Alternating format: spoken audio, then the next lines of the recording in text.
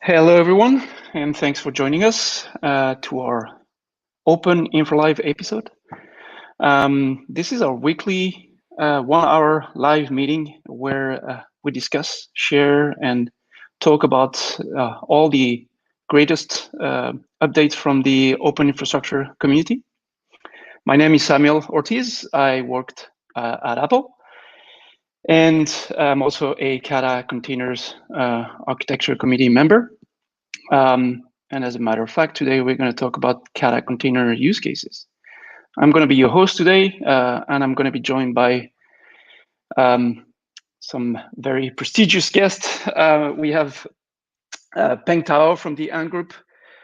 We also have Hubertus Franke from IBM, Brent Hollingsworth from AMD, and Shaoboa Feng from Huawei. Just so everyone knows, we will save some time at the end of this episode for Q&A. So feel free to drop questions in the comment section throughout the show, and we'll try to answer as many as possible at the end of the session. All right. So Kata container use cases. Before we actually go into those use cases, I'd like to very quickly give you an update of the Kata container project. All right. So what's new with Kata? Well, even before going with the next release, I'd like to give you a quick refresher on the previous one, 2.1.0. And then we'll look at 2.2.0, then the upcoming one, and we'll talk a little bit about two interesting points, the use cases, meetings, and discussion that we're currently having, and the new stable branch management model that we're trying to follow with the project. All right, so 2.1.0. If we can go to the next slide. Yes, thank you. 2.1.0 is the last official Kata container release. It was released on May 15th with a few interesting features. The Kata agent that's running inside the Kata containers guest is now asynchronous, so it gives us improved performance, better I/O utilization, and better resource utilization in general. We also decided Kata deploy will be our main way of deploying and distributing Kata containers. As for tracing, and tracing is a very important part of Kata containers in order to follow, debug, and look at what's happening among all the different pieces of the project. On tracing, we went from open tracing to open telemetry. We also improved the direct device assignment, also called device pass-through. And we added support for IPv6 and also VirtIOM, which is a very interesting way of doing memory hot plug and hot unplug. And last but not least, as we released 2.1.0, we officially deprecated Kata 1.x, the very first series of Kata containers release. So thanks for all the fish, Kata 1.x, and long live 2.1. So Kata 2.2.0 is the next Kata containers minor release. It's scheduled for August 6th. But I think it may be delayed by 1 week. This is something that we're currently discussing in the Kata Containers Architecture Committee meetings that are public every week on Tuesday at 3 p.m. UTC. So if you want to join and discuss this, feel free to join on the meeting and discuss with the rest of the community. So it's scheduled for August 6th, maybe delayed by a week. And with the 2.2.0, we're going to see a few interesting new features. First of all, we work quite a bit on the stabilization of the CI, and it's kind of a hidden feature for end users, but for the community, it's a key feature because it's basically kind of telling us if the development, it's really helping development and accelerating development if the CI can be reduced and stabilized and so on. So PRs can get merged much quicker as we stabilize CI. We also continued working on tracing. We've seen a lot of improvement, stabilization. There's been a lot of discussion upstream on tracing. And so this is moving forward in a very nice way. We added a feature for watching volumes and mount points and kind of being able to detect from the guest if some files are changing on the mounted volumes and mount points. And this is a very important feature for some production use cases. And also we moved the machine type for our one of the hypervisor that we support with Kata Containers, QEMU. We moved it from the PC machine type to a more modern one, which is Q35. So that's for 2.2.0. Then we also starting to look at a simplified release management. So we're now going to have a different release cadence. We're going to do a new release candidate for either the next major or minor release every 3 weeks. So this is a fixed cadence. So every 3 weeks, depending on if we decide to go with a major or minor release, we'll have a new release candidate. And then we do a one minor release every 12 weeks. So 2.2 would be released, and 2.3, if everything goes fine, should come 12 weeks after that. And also, we decided to simplify the way we handle stable branches. We used to maintain at least 2 stable branches. We now move to something simpler and actually more pragmatic, and that maps more closely to what people do in production, which is basically maintaining one stable branch. We only need one stable branch, and the stable branch is basically going to track the previous minor or major release, depending on what the last one was. But this is going to be what our stable unique branch is going to track from now. And the last point I want to talk about before we go into the use case discussion with our guest are actually the Kata Containers use case meetings that we are currently holding on a weekly basis. So we looked at a few different interesting streams that are mapping to production use cases, either deployed today or that people are trying to deploy or are interested to deploy in production. And we kind of narrowed it down to 2 interesting use cases. The first one is performance isolation.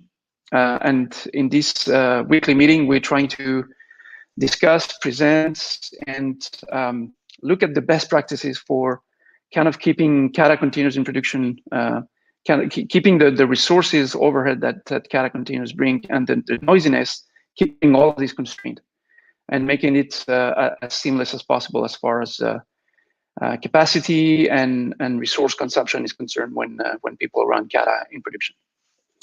And the next use case meeting that we're holding also on a weekly basis, and feel free to ask at the end of the conversation, at the end of the session, or reach one of us in the community to get the data on how to join those meetings. But the last one, the other use case meeting that we're holding is the confidential containers meeting, where it's a cross-industry meeting with a bunch of folks from IBM, from AMD, from Intel, Apple, and Alibaba. It's a very interesting use case. I encourage everyone to join and join the discussions. Essentially, we're trying to build a complete end-to-end stack for running confidential computing workloads with Kata containers, and have all of this integrated with Kubernetes so that people can essentially take a container image and run that through confidential computing. So yeah, that's it for the update. I think we can now move to the actual use case presentation. I'd like to welcome Peng Tao from the group. Hey Peng, welcome. The stage is yours. Hey, thank you, Samuel. Can you show my slides? Yeah, we can see your slides. Go ahead.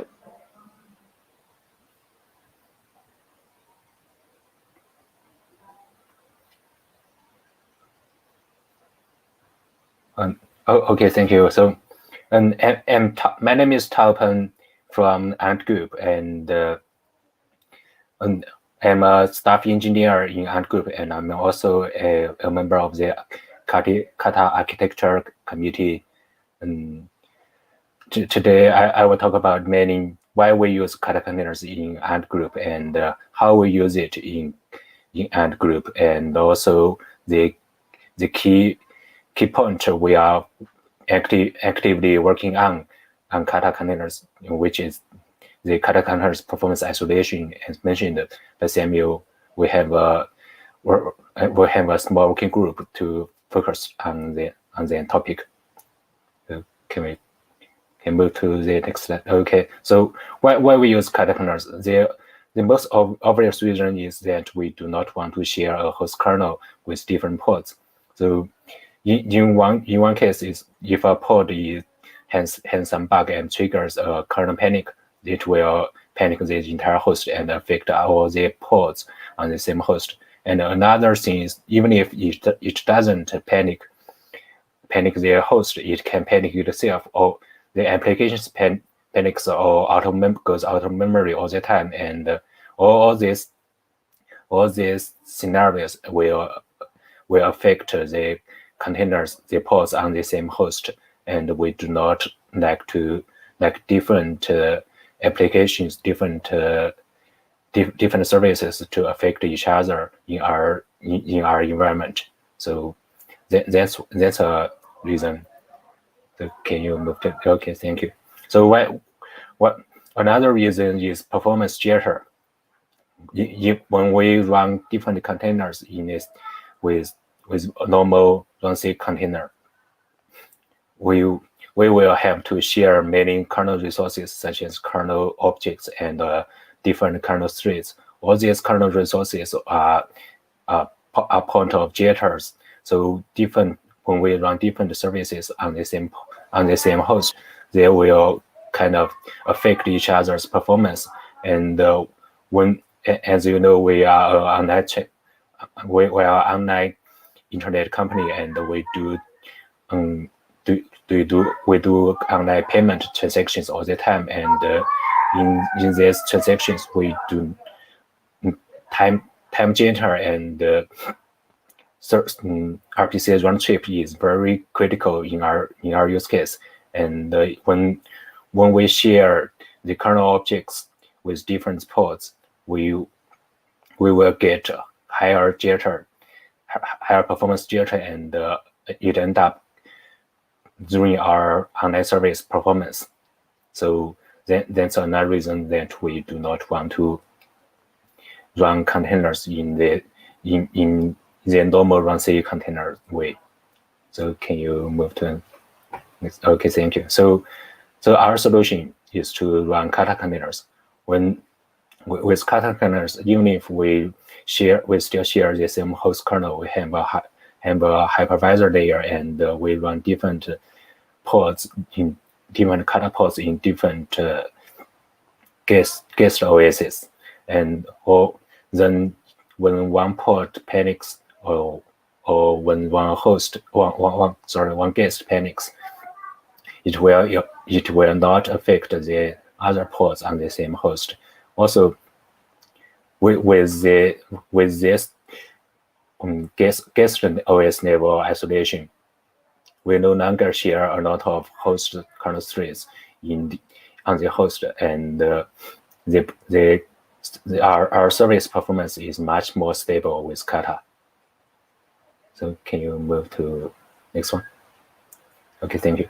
So in Ant Group, we with Kata containers and many other technologies, we build a trust native infrastructure. Within this infrastructure, we use Kata.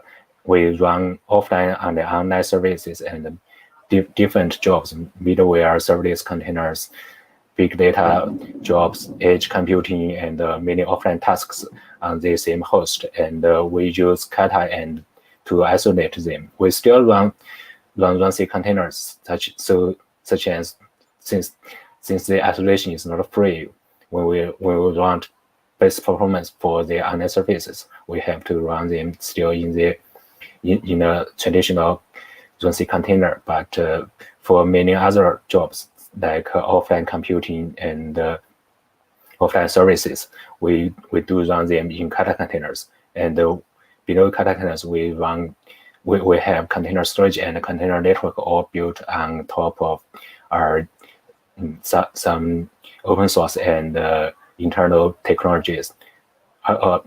Under this stem, we run our infrastructure on top of some Alibaba technologies like Alibaba operating system and their cloud bare metal services. So can you run? Okay, so the use case we run Kata is simple. We run different priority level priority tasks. We run high priority tasks still in traditional run C container, but we put all the low priority tasks in Kata containers, so that the lower priority tasks will not affect the performance of the higher priority tasks. So next slide. Thank you. So with that in mind, we still use the Kata monitors the same way as the upstream Kata containers. So we run a node level Kata monitor daemon. It will monitor all the Kata container D SHIM-v2 processes, and the SHIM-v2 processes will expose all the Kata metrics via gRPC to Kata monitor, and this will be projected to permissions server, and we can do more analysis on permissions. So this is sorry. Okay, go next slide. Yeah. So we other than that, we still use another technology we call a NetAS image acceleration service. So the permit to serve with it is when we start a container, a lot of time is used to pull the container image, and we create an open source project and denote it and put it in CNCF Dragonfly project. There's a link to it. It's called an image service, and we name it NetAS. And it's a US-based file system, and it can with it we can pull image very quickly and run and download all the image data on demand later. NetAS expose both fields and VirtualFS support, so we run both traditional run C container and also Kata containers on top of NetAS. So can you go next slide? Okay.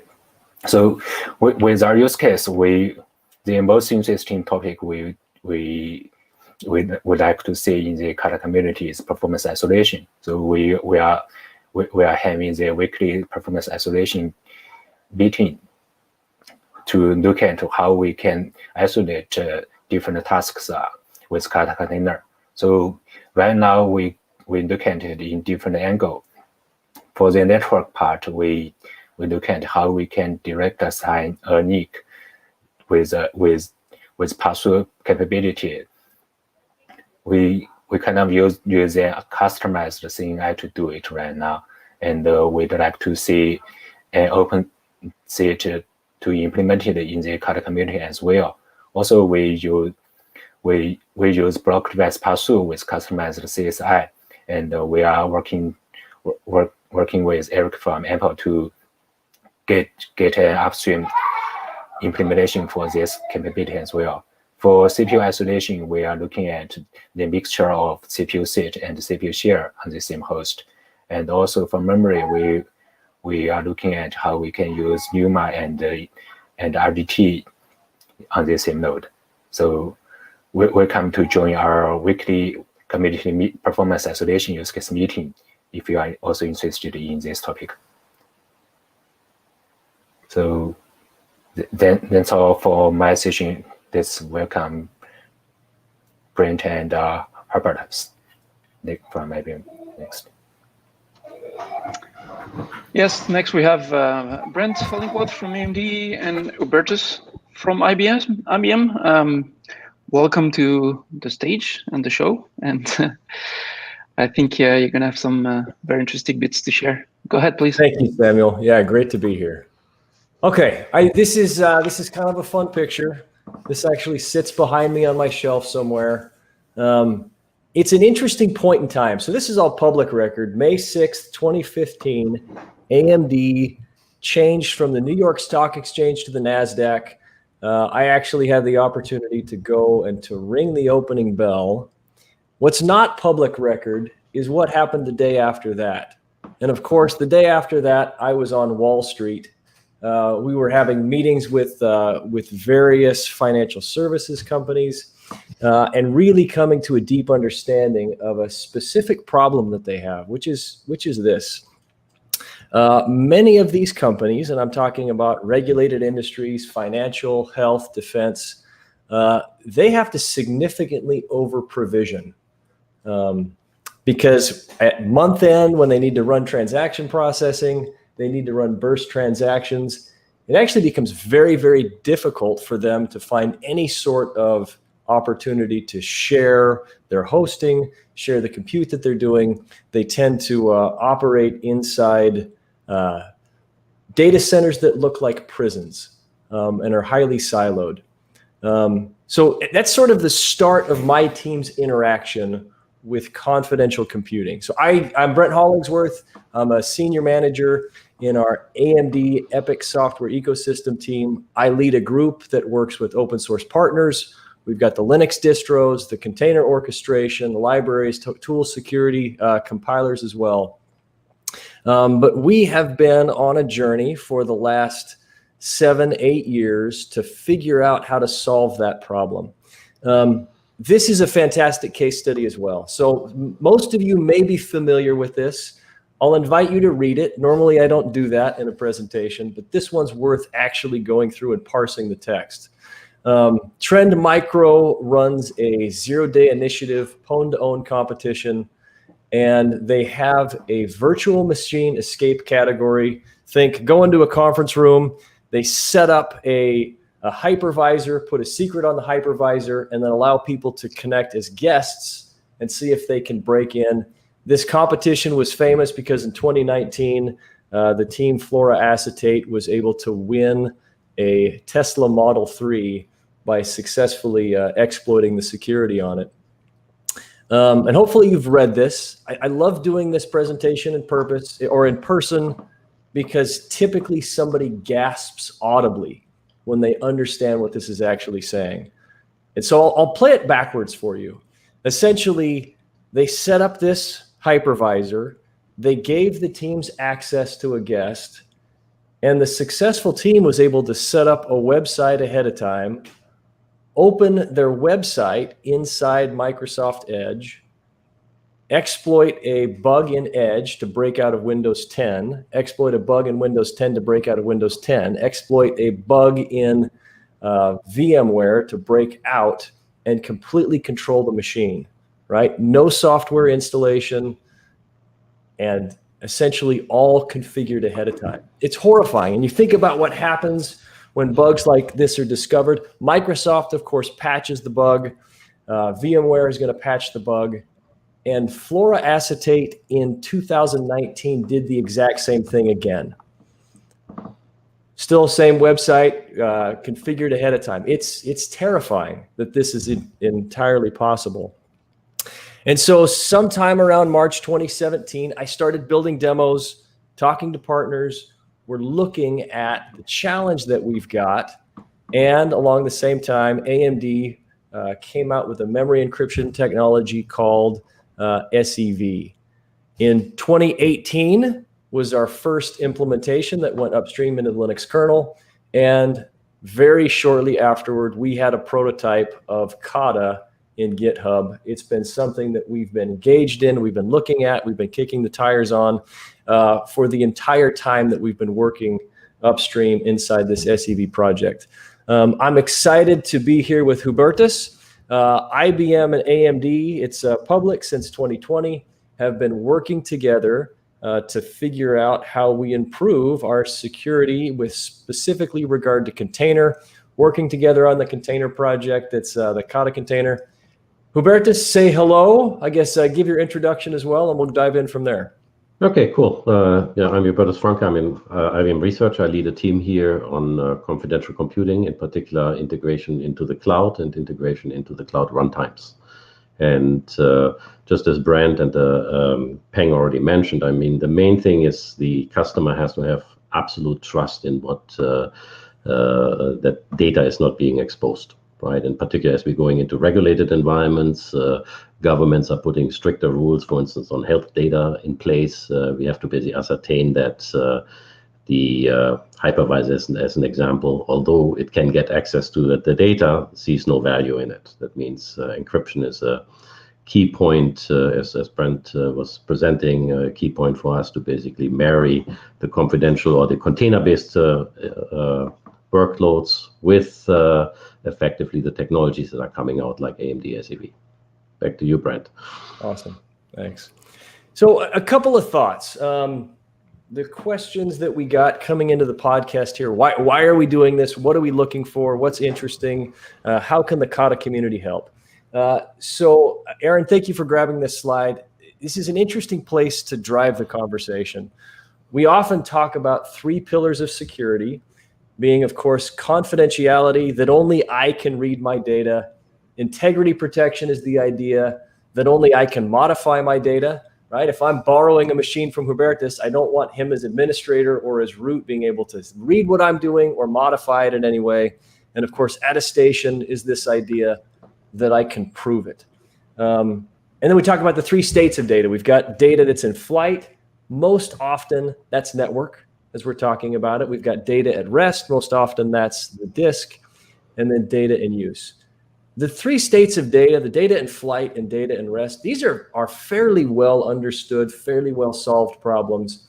It's the data in use one that's specifically a challenge.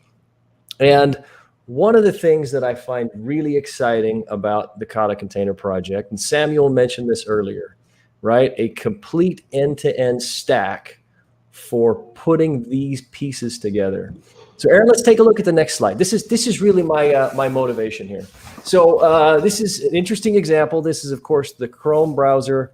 It's possible this is Firefox, actually. But I've gone to amd.com, and of course, I have the wonderful little lock symbol that has become ubiquitous. People understand that now. You know, even my grandmother can go on to a website and look and see if there's a lock to figure out whether or not she's secure. Of course, if you click on that, you're going to get a reporting of the certificates that were used for attestation. And so it starts with attestation and it works backwards, right? I've got a certificate. I've got it signed by a trusted authority. I know that I trust that authority. I can look at the set of algorithms that were used to encrypt my transaction. I know that a man in the middle can't read that data. I know that they can't modify it without me finding out about it. And so I know that I have confidentiality, I have integrity, and I have attestation. The thing that's exciting for me specifically about the Kata Container Project is I see leadership in the ability to do this in a way that's going to actually flow through to the end user. And so with this 2018 prototype that we've had in place, and with the SEV technology, it's been possible for us to offer confidentiality, meaning you could just turn it on and the containers would run in an encrypted mode.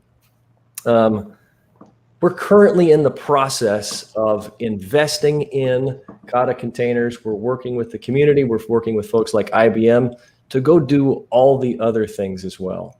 And it's critical that in the next couple of years, we've got the ability to build an infrastructure that can do all of this, as well as participate in things like the Confidential Computing Consortium that helps us understand how to flow this through to the end user. We need for everybody to be able to run in a secure mode. And just like the lock screen that's on your, on your web browser, be able to see that you're actually implementing a completely secure stack. Hubertus, comments, or what else would you like to add there? Yeah, so there's some interesting new developments, right, that our teams are working on. Samuel is aware of those, right? Particular, you want to also bridge between the storage and the network and the memory, so to speak, right? And one of the things that I think the community is very receptive from is if you, for instance, think about as a use case, the client effectively would like to have their own kernel image, as an example, right? And their own VM image.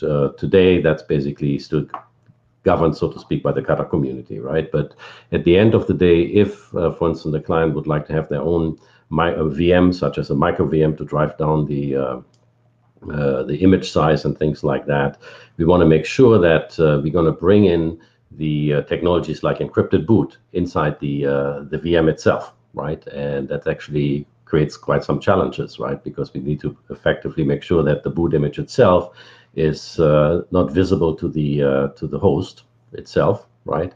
And so by building, for instance, the VM coupled with the SEV technology, we are creating the enclave. And so many of the technologies that we know how to do from the VM perspective, we want to now also bring into the Kata community. And that's exactly where the confidential container initiatives is going towards. Thank you. All right, I think last slide. This is just interesting to offer as SEV roadmap from an AMD perspective. All of these technologies are public and available. Again, speaking specifically about the ability to do confidentiality and integrity protection. And when you look across the roadmap, we now offer technologies that will do confidentiality and integrity protection for memory, for registers, for cache. We're very excited about the roadmap. Of course, there's a Linux project that's terribly interesting to go work on SNP. And we're excited about the technology that we're offering here. I think that's close to the end of our time. Hubertus, any other final comments? And then we can probably wrap it up. No, you wrapped it up. Very good. Thanks. Awesome. Thanks, guys. Hey, thanks a lot, Brent. Thanks a lot, Hubertus. This was very interesting. And as a matter of fact, yeah, we're really much involved with confidential computing. For those who are not aware, the upstream code in Kata containers supports memory encryption for a few hardware technologies. SEV is one of them. So a lot of progress on that front in the upstream project. So if you wanna join this discussion, we actually have a meeting right after this live session about confidential computing. So yeah, thanks again. This was very interesting. Our next guest is Shaoboa Feng, and he's going to talk about how Huawei is using Kata containers. Peng, welcome to the stage. Hello. Go ahead. Hey. Okay. So I'd like to share our deployment of Kata containers on Huawei public cloud service. I'm an engineer working in Huawei Cloud, and my job is focused on the container runtime. So these are the contents of my presentation. So first I will make a brief introduction on two cloud services. It's container services on the Huawei Cloud, the CCI and the CC Turbo. And both of them use Kata containers as the container runtime on the nodes.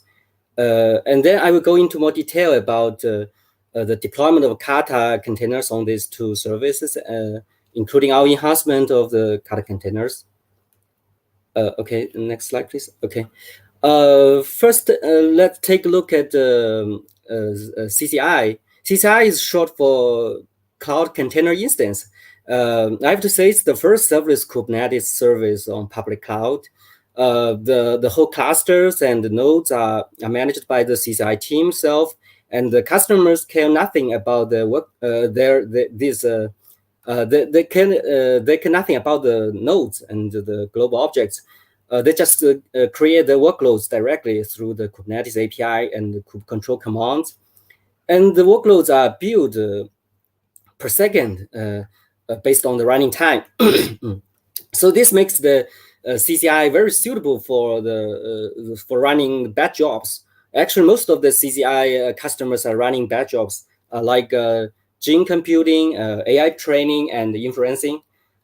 So for better support of these jobs running, we enhanced Kubernetes and Kubernetes to better support the networks, storages, and the physical devices like GPU or NPU. So the CCI clusters and nodes are managed independently when we started the project. It's managed by the CCI team independently. But now it's evolving to share the same nodes with the ECS service. The ECS service is the virtual machine service provided by Huawei Cloud. So the secure containers of CCI and the VMs of ECS can now be scheduled on the same cluster or even on the same node. That will greatly increase the utilization of the data center. Next slide. Yeah. Now let's talk about the CCE Turbo. CCE is short for the Cloud Container Engine, which is a complete Kubernetes service provided by Huawei Cloud.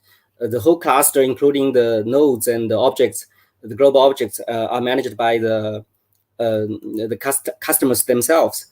The Turbo here means that it's an enhanced version of CCE. Actually, a big enhancement of CC Turbo is that it can manage the physical machines provided by a BMS service on Huawei and can launch Kata containers on it.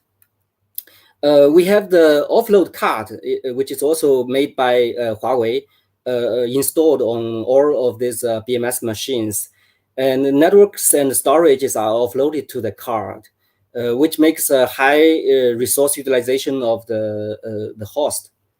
And also, it will improve the performance of storages and the networks. So with the last slide, yeah. So with Kata containers enables, our customers can. I think it's last slide. Sorry, no. It's also the next. I think. Yeah, CC Turbo. Yeah.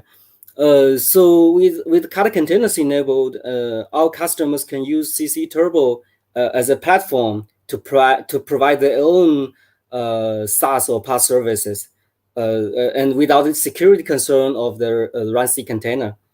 Okay, next slide. Okay. So now let's go into more detail about the Kata deployment on these two services. First, let's see how Kata connects the network on Huawei Cloud on CCI. This Yangzi is our implementation of CNI. It calls Neutron, which is deployment on the same node of CCI. And it calls Neutron to allocate the Neutron port. So the IP address is also allocated. So there is no overlay network. It also calls the OVS commands to create bridges and the vhost user port. And this OVS is a DBDK version, so it can create a vhost user port. And then the Yangzi will add this vhost user port to the Kata sandbox with the network subcommands of Kata runtime. So with the DBDK enabled, the network packets are transmitted through the shared huge page memories between QEMU and OVS, which makes high bandwidth and low latency for containers. A special point here is that the pre-allocated huge pages should be recognized as a locatable memory for Kubernetes. This, as we all know, that this is an important parameter for the Kubernetes scheduler. We add a feature gate which is called allocate memory from huge page to Kubernetes. When it is enabled, Kubernetes will convert the huge pages to allocatable memory when reporting to a scheduler. And the memory limit on the node will be converted to the huge page. Okay, next slide. The containers are running on CCI also have to access the local and the remote storages on the cloud. So we made support of it. CCI support of local storages differs from other services in that it should ensure I/O isolation for each port, because ports of multi-tenants may be running on the same node. So we enhanced Kubernetes to support IOPS and BPS limitation for each port. For remote storages, we implement our own CSI driver to support the CSI driver is called Fuxi to support the block storage, which is a EVS service on Huawei Cloud, and the NAS, which is a SFR service, and object storages. All these storages can be imported directly as a PV to CCI, and also the customers can create PVC, and CCI can provision the storages and create PV and bind them to the PVC automatically. We also enhanced the Kata to support these remote storages. For block storage, CSI driver, we attach it to the host. But rather than mounting it on the host file system, Kubernetes gives the path of block device as the mount source directly to the Kata runtime. The Kata runtime will recognize the block device source as a block device, so it will attach it to the virtual machine via virtual SCSI or virtual block, and the Kata agent will mount the device to the guest file system, so it leaves nothing mounted on the host. For NAS and object storage, Kubernetes will give the URL directly to Kata, and the Kata agent mounts it in the VM, and it also leaves nothing mounted on the host too. So yeah.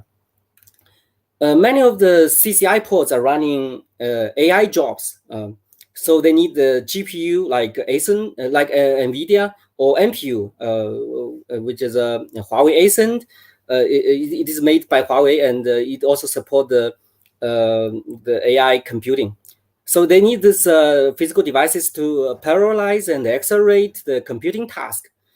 So we implement our own device plugins to support GPU and NPU device in VFIO mode. It can discover the devices through the device ID and vendor ID, and bind them to the VFIO driver, and then report them to the Kubernetes scheduler. In Kata, we recompile the NVIDIA and the Huawei driver to allow them running on the customized kernel. We prepared all the dynamic libraries of driver installation package in the container file system. So everything's prepared, and containers just start their TensorFlow or other AI frameworks directly, like what they do on the host.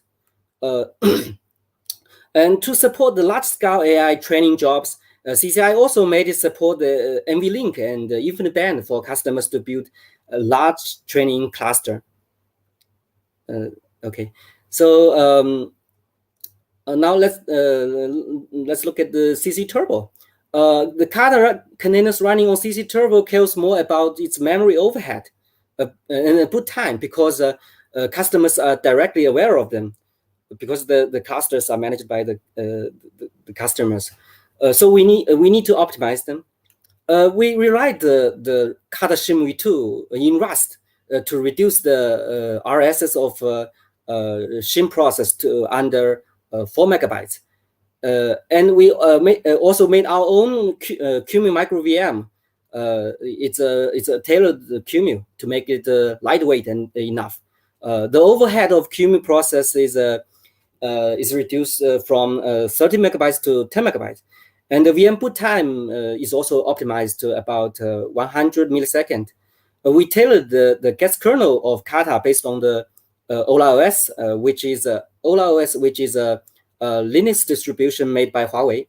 This also reduced the memory footprint of guest kernel to 30 megabytes, and the kernel startup time is about 30 milliseconds. So after all these optimizations, the memory overhead of each port is smaller than 50 megabyte, and the end-to-end startup time of each port is under 1 second, which is basically met our requirement. And but further optimization, I think, should be done. On CC Turbo, the Kata containers are running on the physical machines of BMS service, as I said. So which provide these physical machines provide many physical network device in the form of VF of SIRLV. In this to support the ENI. So we make these VF interfaces pass through to the sandbox of Kata via VFIO. So loss of network performance is minimized. But Kubernetes surface traffic cannot be directly sent out through these interfaces. So we add an extra VAS interface to each port as the channel of Kubernetes surface traffic. CNI will configure the IP tables in the NetNS to redirect the service traffic. So Kata should sync it to the sandbox. This is also our enhancement of Kata. So after doing all these things, the network performance of CC Turbo is close to the bare metal machine. So that's all what I want to share. And thank you all. Thanks a lot, Feng. This was it's very interesting. Very interesting to see how we kind of all trying to fix similar issues in different contexts. Thanks a lot. It was this is great. I have a few questions for you and for the rest of the audience, but I think we have around 10 minutes left. We can now take questions from the common box. I think one of the first one was about the amount of resource utilization of the lightweight VM. Question asked by Gamal. Thanks for asking, Gamal. Yes, exactly that one. I'm going to ask Tao. Do you have an insight on this one? I know you've been driving the use case meeting for kind of resource isolation, and I think this is kind of your turf. So, what do you have to say about this? Do you have any insight? Yeah, for number of resource utilization, it's actually dependent on the scale of your container size, especially when we look at the memory footprint. We have a very small fixed overhead for each port. But it also scales up with the size of your memory, your port memory. I see we can see it also. It depends on which hypervisor you are using. Are you running Firecracker, Kata hypervisor, QEMU? All these hypervisors have different resource utilization cost. Yeah, and the bigger the container, the overhead of the VMM and the runtime becomes more and more marginal, obviously. Yeah. Do you do some sort of sharing of memory between containers? If I'm running like 10 containers running the same image, do you do some tricks for sharing memory between those containers? Yeah, for in Kata containers, there the guest root is shared or shared with DEX technology, and all the containers will be using the same host page cache, and instead of consuming any guest page caches. Yeah, and that leads to interesting data when you start comparing the memory consumption of Kata containers versus RunC, for example, where those kind of memory sharing is less possible. You see some interesting data where with some containers after some size, Kata containers, the memory overhead is less important than the the runcy ones in some cases. So that's pretty interesting. What about CPU overhead? For CPU overhead of Kata is actually pretty low, as I can see. In your use case, is usually lower than 5%. Normally, in some, it also depends on what kind of workload you are running. Yeah. But normally it's below 5%. In some cases, the overhead is almost negligible. Yeah. So let me especially make one when comment, Sam. When you work with encrypted memory, then, for instance, the memory sharing will be out the window, right? Because obviously, yes, you can't do that anymore, right? You can do these kind of tricks, obviously, with encrypted memory and computational computing. You do not want any of your container memory to be shared with other containers. But I guess it's kind of the price to pay for the additional security that you get with computational containers. Okay, thanks a lot. Tao, for sharing this. We had another question on emulation and VMM. What kind of emulation do you run? QEMU. So I'm gonna answer partly and then ask Feng to chime in as well. But we support many VMMs. We support QEMU, obviously. We also support Firecracker, Cloud Hypervisor, Acorn, and essentially we have an architecture where we can potentially extend those to other hypervisors.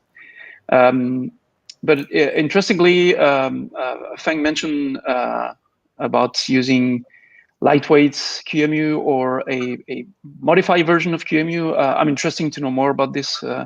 Feng, is that a fork of QEMU, or are you using some of the latest and greatest micro VM machine type, for example? Yeah, it's a fork version of QEMU, and I think it has changed the machine type, and it has implemented its own machine type, and also it also uses the VM Linux instead of the BZ image, the compress the kernel to start the kernel. So it can optimize the boot time, and also it also the machine type is not Q35, so it reduces many memory overhead of it. So in our environment, the memory of the memory overhead of the common QEMU is about 30 megabytes, but in the lightweight QEMU, it's under 10 megabytes. Yeah, and also we in Huawei we also made another implement our own a new hypervisor called StrataWord. It's also written in Rust, and it's more lightweight. Yeah, but we will try it later. Yeah, but now we are using the QEMU micro VM. Okay. So Hubertus, you want to chime in? I also want to add is, like, I mean, in our own experience, we can actually, if you properly configure QEMU rather than taking it out of the box binary, you can really bring it down to sizes that are familiar with the Firecracker and things like that, number one. Number two, there's an effort within the QEMU community to be much more modular, right? And the moment you start modularity, you can effectively analyze what kind of devices you ultimately have to support in terms of virtualization and bring that image down even further, right? And I think the approach to go to the micro VMs is a very important one. Yeah, and I think it's this effort that we're seeing in the QEMU community, and also the various initiatives of building new VMMs, lightweight VMMs, is kind of been driven by this whole Kata Containers community. Well, more and more is basically driven into KVM. So what is left to emulate at the end of the day? It's the memory and maybe the keyboard, right? Yes, and then you build a very, very tiny device model in user space, and yeah, that's how you reduce things, definitely. Yeah, thanks a lot for the insight. We have a question from someone called Eric Ernst. I think I know this guy. On direct block device, storage direct block device. It's a very interesting question. I think many users are trying to do the same thing, essentially not mounting the block device on the host, but doing a direct mount in the guest, or doing the mount directly in the guest. Sorry. And there's some efforts currently going on upstream for supporting that use case. Feng, I think you mentioned you were working on this as well. Can you elaborate? If you can you share if you're also looking at the upstream effort for this, or are you aware of this kind of effort? As I know that the Kata containers only recognize the block device as a device parameter of the container, and it won't mount it to the guest directly. I think. I don't know if the version of the Kata is too old for me to read. I don't know. Yeah. Okay. Okay. Another. Oh yeah. Go ahead. You wanted to add something? No. I just don't quite get the question. So, do you mean that the Kata container in the upstream Kata container already support the block device mounted on? No, it doesn't. But there's been a few discussions around it and how to do it. There was a proposal that was not accepted. There's also some efforts for pushing that at the Kubernetes level, if I remember correctly, to have a more transparent integration with this. Yeah, So, I think in our scenario, I think it's this is more. I think it's better for us to mount the block device to the into the guests directly. Yes. Yeah. I think it's the case for many use cases. So people are looking at this. We only have a few minutes left, so I'm going to take the last question from Niels. It's cool to see the several contributions into Kata. All those extensions mentioned and made by AMD and Huawei fed back in the upstream, or do you have to pick this or that solution? Maybe Brent, you wanna talk about how AMD is upstreaming their efforts and contributions? Yeah, happy to do that. So for quite some time, we had a project that was in our own GitHub, but now that code is all checked into the mainline Kata project. And our intent is to continue to develop that there so you don't have to go grab some sort of a branch. That's right. The computational computing contribution from AMD have been merged. So I've been merged a few other hardware vendors' contribution to that effort. So it's great to see everyone joining and making sure that the project supports many different hardware implementations. So that's pretty good. Thanks a lot, Brent.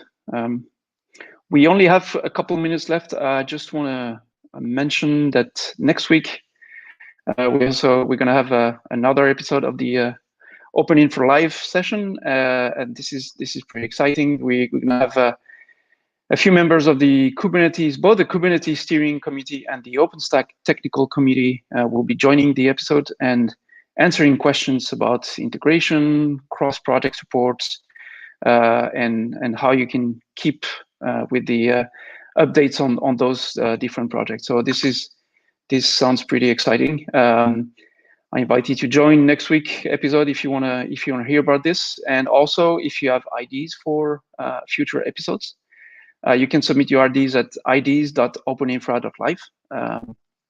Anything is very welcome there. So I think we're running out of time. I'd like to thank all our guests today for joining and participating to this session. It was very interesting, and thanks a lot for listening.